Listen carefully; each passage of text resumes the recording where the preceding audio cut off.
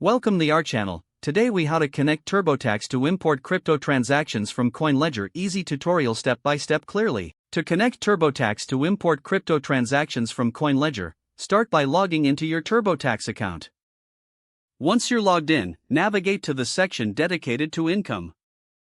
Look for the option related to cryptocurrency or investment income. Click on the link that allows you to import cryptocurrency transactions. Next, you will be prompted to select a service for importing transactions. Choose CoinLedger from the list of available services. You will then be redirected to the CoinLedger website. If you don't have an account, create one by providing your email and setting a password. Once your account is set up, log into CoinLedger. In your CoinLedger dashboard, locate the option to generate a tax report. Select the correct reporting year for your transactions. Initiate the process to create a report by clicking on the corresponding button. Once the report is generated, you will typically see an option to export the report. Choose the option to export as a CSV file or directly export to TurboTax. Return to TurboTax and go back to the import section.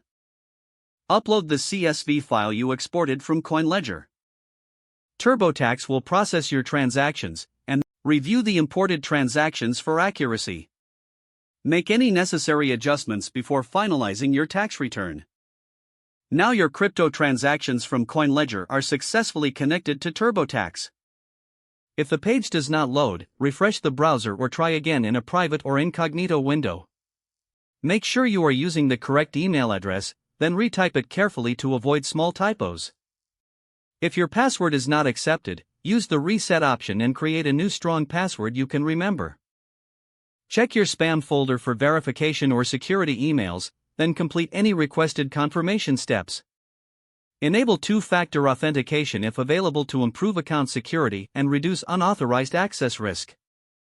After signing in, review your profile details so your contact information and settings are accurate and current. If you see an error message, note it down and try again after restarting your device and internet connection.